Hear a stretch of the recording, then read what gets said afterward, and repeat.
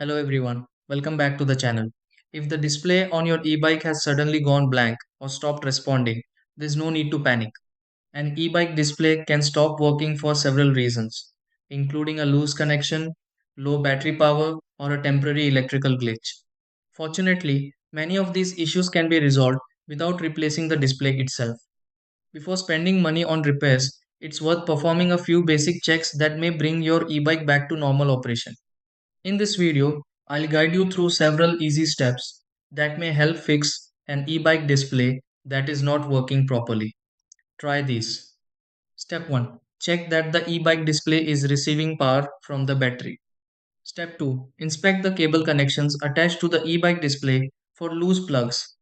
Step 3. Turn off the e-bike display and restart the entire e-bike system. Step 4. Examine the e-bike display for signs of moisture or physical damage. Step 5. Make sure the battery connected to the e-bike display is properly seated. Step 6. Confirm that the e-bike display powers on and functions normally again.